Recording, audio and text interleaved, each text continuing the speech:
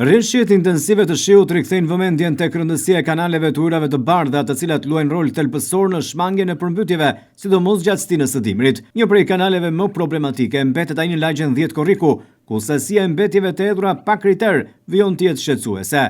Gjatë kësaj të mërkure, televizioni 6+1 Vlora realizoi një vëzhgim në terren, nga ku konstatua qartë ndotja e kanalit. Materiale të ndryshme, kryesisht plastike, kanë përfunduar në rrjetin e kanalizimeve, duke krijuar bllokime serioze dhe rrezik për përmbytje në rast rreshjesh të dendura.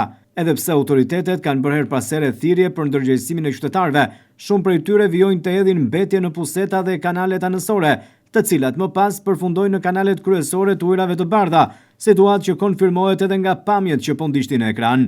Gjatë kësaj të mërkure u punua intensivisht për pastrimin e mbeturinave të hedhura në kanal, me qëllim që rrjeti i kanalizimeve të jetë plotësisht funksional dhe i gatshëm për përballimin e rreshjeve.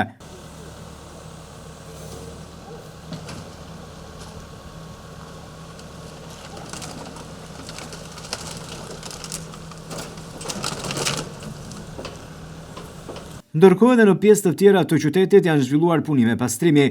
Bashkia e Vlorës ka ndërhyrë për të larguar sasitë më dha të gjetheve, që ashtu si mbeturinat krijojnë bllokime në sistemin e kanalizimeve. Rënja masive e tyre gjatë ditëve të fundit është ndëruar në një problem më vete, duke kërkuar angazhim të vazhdueshëm të ekipeve të pastrimit.